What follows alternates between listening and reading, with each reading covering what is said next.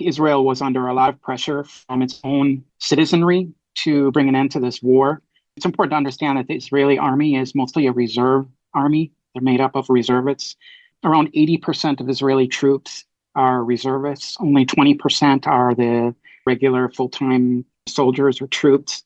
And so a lot of these guys were the reservists. They've had to abandon their families, their businesses, their lives for the last 2 years. And I think that this was really taking a toll on the Israeli public.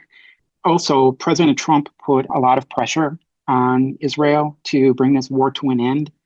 I know that a lot of people are saying that Trump wants the Nobel Peace Prize, and that's why the timing of this deal was the same day, I guess, or the day after the Nobel Prize Committee announced the winner of this year's Peace Prize. I think that from President Trump's point of view, Gaza is just one small piece of the Middle East puzzle. And so Trump's main objective is expanding the 2020 Abraham Accords. I think that that's why President Trump is putting a lot of pressure on Israel to just bring this war to an end, make some concessions, because in the end, Israel has a lot to gain by the expansion of the Abraham Accords.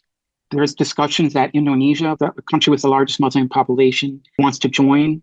And there's continuing rumors that Saudi Arabia is ready to join. These would be really huge achievements.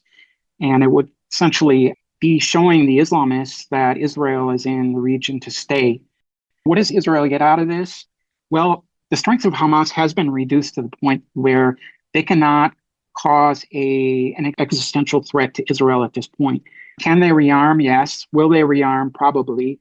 But I think for right now, Benjamin Netanyahu came to the conclusion that the Israelis have a lot more to gain by trusting in President Trump and trusting in the idea that the Abraham Accords will be expanded. To hear the full program and connect with this nonprofit radio ministry, go to thechristianworldview.org.